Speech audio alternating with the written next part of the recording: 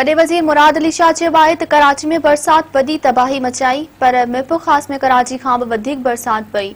बरसातनि सबबि सॼी सिंध तकलीफ़ में आहे। 20 ज़िलनि खे आफ़त सटल करार ॾिनो वियो। शहरनि जी सहायता वारे मामले ते सियासत न पर वफ़ाक़ मदद करे।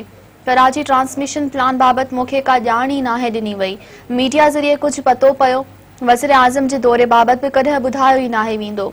वॾे वज़ीर मुराद अली शाह कराची में प्रेस कॉन्फ्रेंस कंदे चयो त बरसातनि सबबि नई गाज वही अचण ऐं उथली पवण करे घारा लॻण करे चोही में 1000 कचा घर ढही पिया। 2,40,000 माण्हू मुतासिर थिया आहिनि ऐं 23,000 एकड़नि ते पोखियल फसल तबाह थी वियो। हुन वधीक चयो त सांघड़ में 1.5 लख, उमरकोट में 3 लख माण्हू बरसात सबबि मुतासिर थिया आहिनि। कराची में हेल वधीक बरसातूं पयूं, पर कराची खां वधीक बरसात मिरपुर ख़ास में पई। उते 643 मिलीमीटर बरसात रिकॉर्ड कई वई। उमरकोट में बि 523 मिलीमीटर ताईं बरसात पई। हुन चयो त बरसातनि दौरान सॼी सिंध में 101 माण्हू फोत थिया, जिन में कराची जा 63 माण्हू शामिल आहिनि। सॼे सूबे में 1640 घरनि खे नुक़सान पहुतो।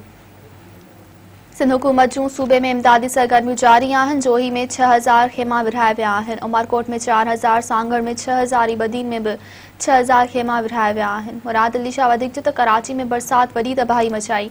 कराची जे कुझु इलाइक़नि मां पाणी जी निकाली में देरि थी। उते वफ़ाक़ी हुकूमत सां गॾिजी कमु करे रहिया आहियूं।